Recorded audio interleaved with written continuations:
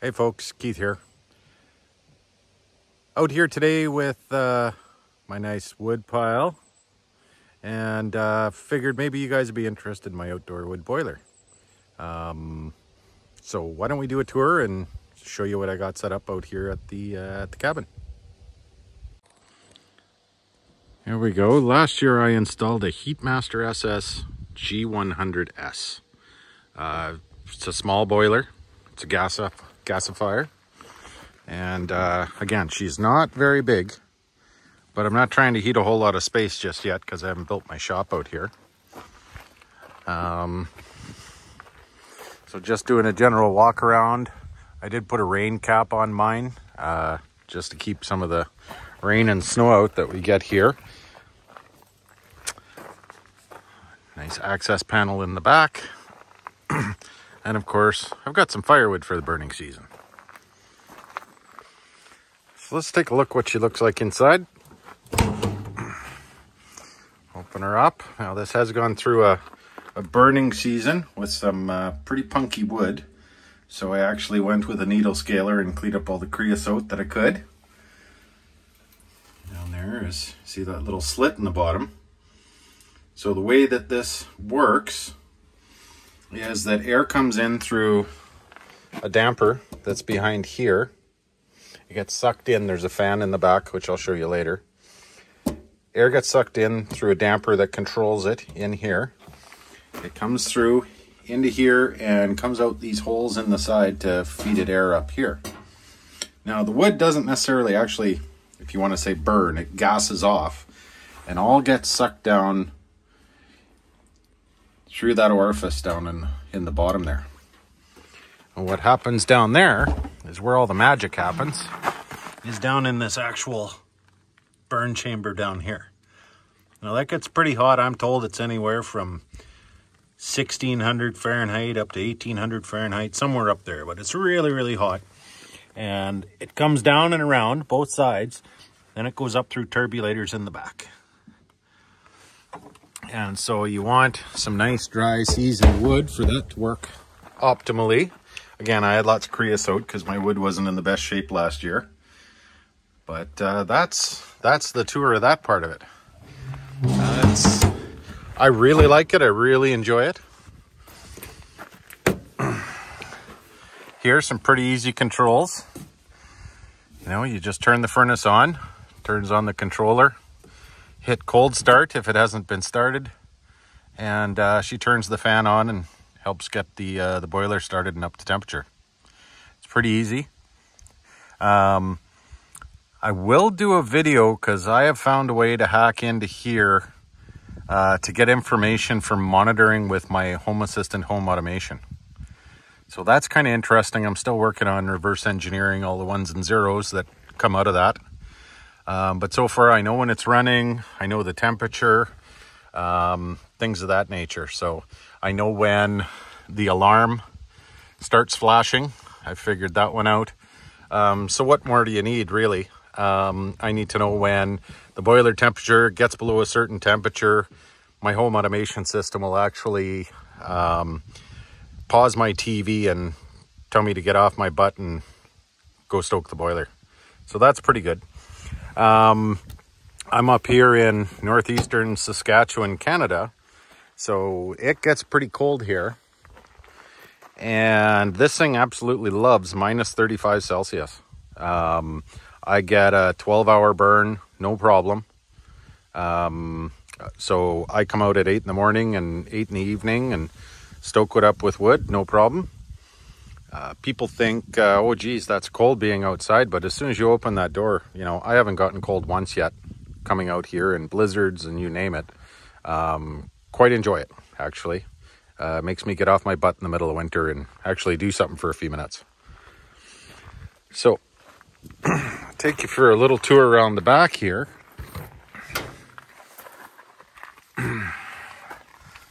So up here, all your turbulators go up and down here from in that burn chamber. So all of the hot gases come up here and basically take all of that heat and put it into the water. So if you remember, you know, it's whatever it is, 1800 degrees Fahrenheit down in that burn chamber. By the time it comes all the way through there and goes up out the top up there, it's maybe 300 degrees Fahrenheit or 350 degrees Fahrenheit. So it really does a good job of absorbing all that heat. This is the fan. There's only a single fan, and it's what basically creates all of that suction inside to draw all the flame down and into the gas chamber, into the gasification chamber. So I got to take this apart today, give it a little bit better cleaning. And yeah, so here I'm actually using this plug for powering a septic tank monitor that I built for myself that ties into my home automation as well. I can do a video about that if anybody's interested. Just leave me a comment and I'll do up a video showing you that.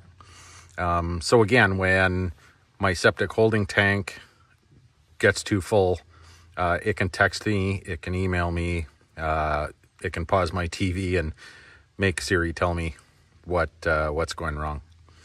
So kind of cool there. The rest of this, is just cold water returning from the house, the supply coming out and through the pump into the house. Now, one thing that's a little bit interesting that most people don't go through with these things is I'm only here for a week or 2 weeks at a time up here. So this thing goes cold when I'm not here. So I had to load it with glycol so that, it doesn't freeze up, and it's circulating all the time into the cabin. I've got a bypass valve set up in the cabin, and I have an electric boiler on the wall that keeps the cabin warm enough while we're away. So this unit, I actually just installed it last year, but it was a 2017 build, so it's a little bit older. They have some much nicer models with some updated features on their website now. And I've watched some different videos, etc. out there on some of the new ones. They look pretty sweet. I figure I will be upgrading this down the road when I build I'm thinking right now a 40 by 40 foot shop on this lot here. So I've got 2 lots that are tiered. Up there's my main cabin, and down here we call it the parking lot right now. But I will be putting up a 40 by 40 shop here. So it might be a video series of that, when I pull the trigger on that. I'm hoping maybe next spring. So yeah, this thing goes cold every time. So every time I show up here, I've got to actually restart this thing from cold. And I've got some tricks and some hints. I'll probably do a quick video on that. But if you're interested on how you start these things from cold, I watched a few videos, did a few kind of to get some hints from some other people. But I found a way that I prefer. It doesn't take me very long at all. To get the fire going inside, takes me literally a minute. Really doesn't take me long at all. So if you're interested, again, go down into the comments, leave me a comment, let me know how interested, and I'll do a video. Make sure I do a first firing video, and I'll follow it up with a couple of restarts through the season if you're interested in that. So this unit is the reason why I so much am into firewood as well. So I had a couple quick firewood processor time-lapse videos, but I'll do a few more of those too if people are interested in firewood processing, which Google seems to tell me you guys are. So again, leave me a comment down below, and I'll do some videos about that. I also want to do some custom modifications to mine that, if you guys are interested, put a comment down below. You know what? Also hit the like and subscribe.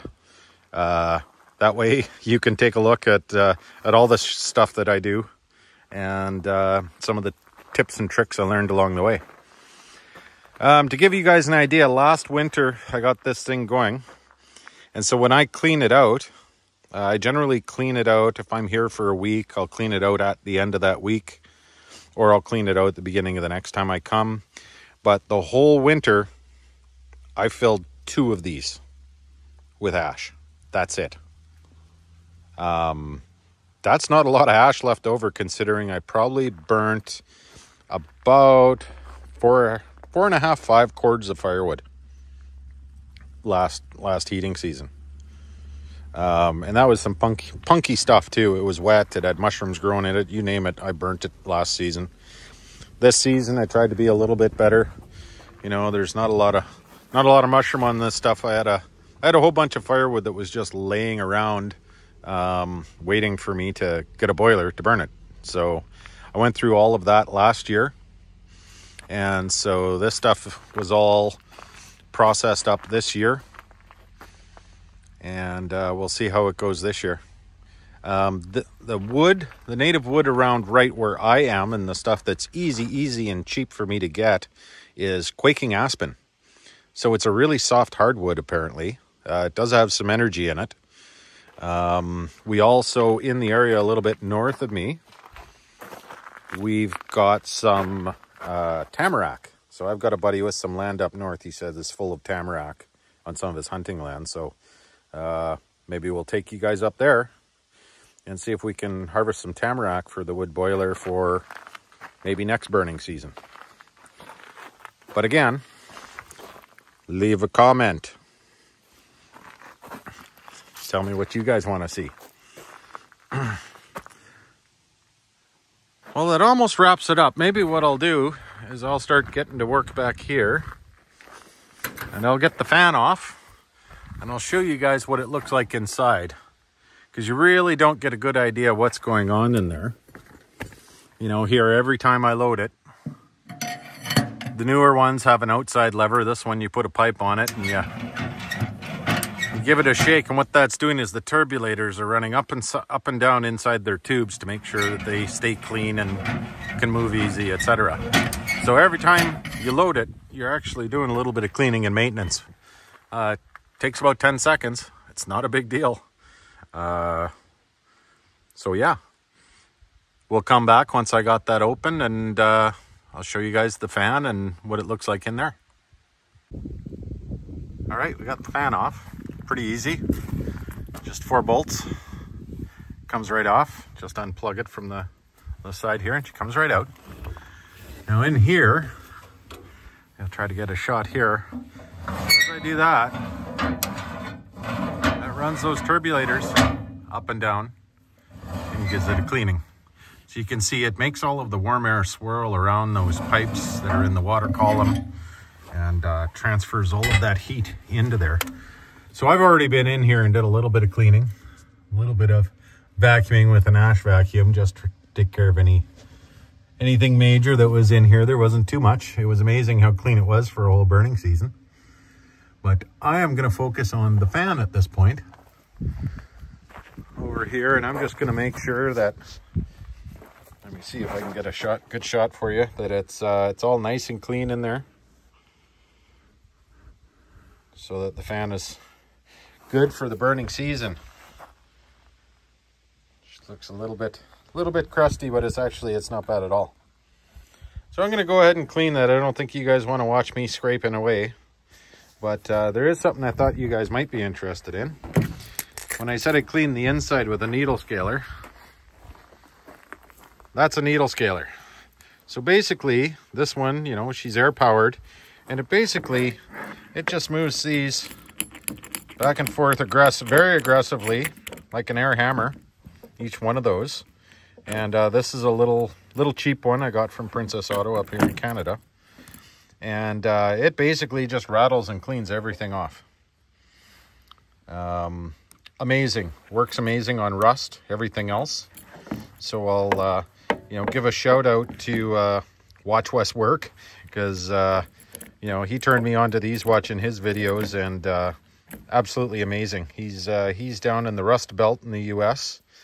We're not as bad here, but yeah, we do have to deal with a lot of rust too. So I thought that was just the greatest thing, the way he used his. So kudos to Watch Wes work. He's one of my favorite channels for sure. Anyway, I'm gonna go and I'm gonna clean this up and put her back in, and might do a little bit of scraping inside where this goes to. We'll see how energetic I am, and we'll come back and show you where we're at. Like they say, if you don't show it, it didn't happen. So scraped it out best I could with a little scraper on the inside. And I did a little bit more in here and got out my ash vacuum and got anything that was obvious and left over. Oh, now I'll put it back on. All right, she's back on. Made sure to plug it in. And of course, you always got to test, make sure you didn't break anything or screw something up. So I'm going to turn it on.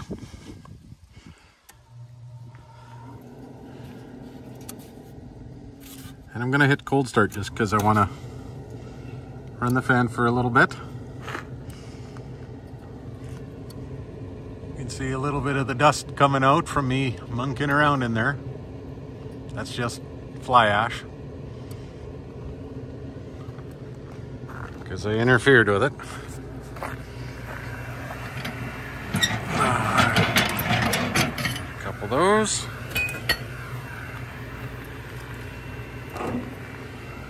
She looks like she's running pretty good. I'll close her down. She actually sucks from here. All right, that looks pretty good. As you can see here, cold start override, air damper is opening. I'm actually going to shut it off. And the next thing I'm going to tackle is this guy. I don't know if you can hear it. That's the damper closing. So let's take this guy off.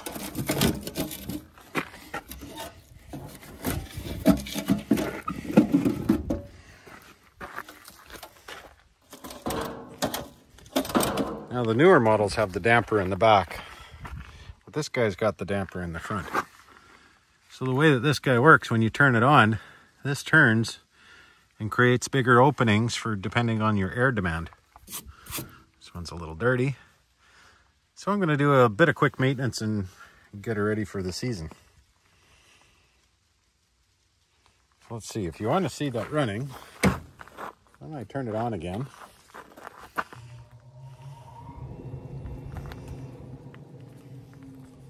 Hit the cold start button. That's what you got to do, is hit the cold start button when you're firing it up. When it's cold, we should see this thing start to move. See it move?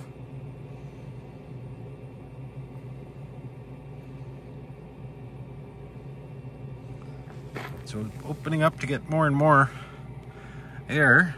It's just starting to get to the opening there. Hear the air starting to suck through there. There's a damper on each side here.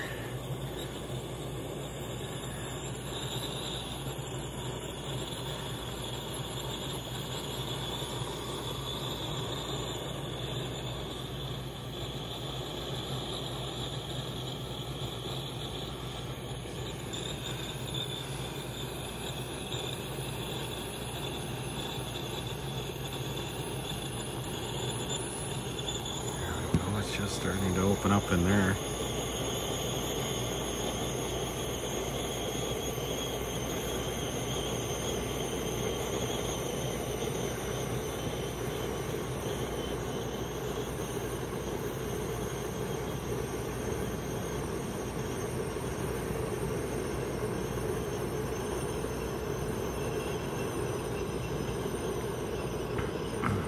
There she goes, almost at 100% there.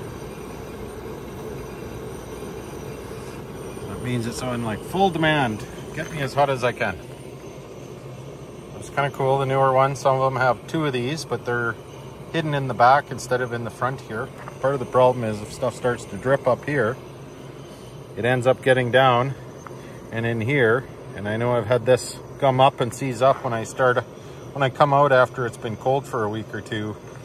This will actually be stuck. From either, a little bit of creosote because I was burning punky stuff, or it's just sheer frozen. Some moisture got in there and it's frozen. So what I end up doing is I take my torch and I warm up this plate to get it unstuck. Then no problem. Right away, then she goes again. I'll give a shout out to Mr. Lappin out there and some of his videos. I'll put a link down there in the comments and the description for his channel as well as Wes's, because both of them have given me lots of good information that I've been able to either directly use on the boiler or indirectly on removing unwanted things like rust and creosote, etc. So anyway, I'm going to rip that thing off and do a little bit of maintenance. Mr. Lappin says you put ATF in there and it helps keep it from sticking. And so far that's been pretty good advice. So I'm going to do that here and we'll get back to you. Maybe I'll turn it off. You can see it. Going back to 0% when you shut her off.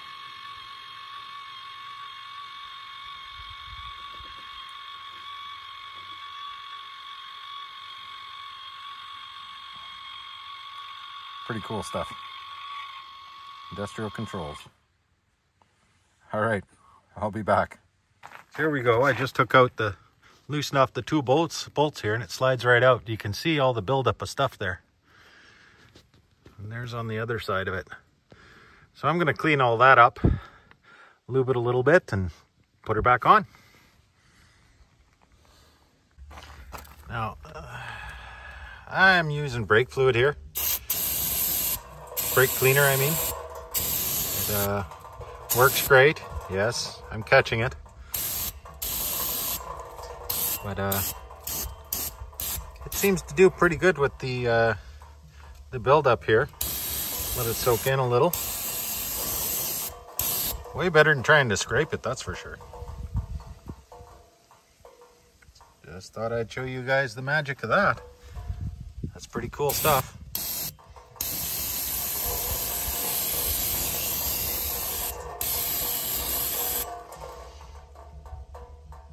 Nice. I'll clean her up a little more and put her back together. It's all clean. Way better than she used to be, that's for sure. A little bit of brake cleaner does an amazing job. I'm just gonna go ahead and smear a little ATF on there. Give it a little lubing.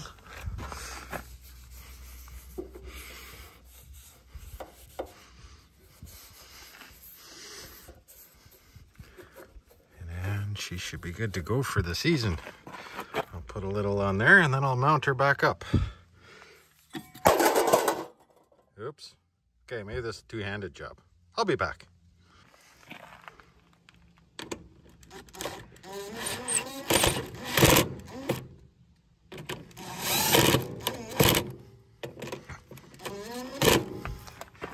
There we go. And as always, let's test. Turn it on. Hit the cold start. Let's make sure she starts to open up nicely. And there she goes. She's already starting.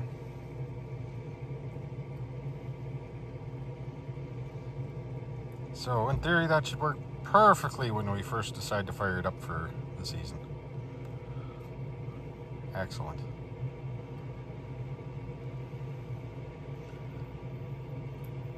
So anyway, good a time as any.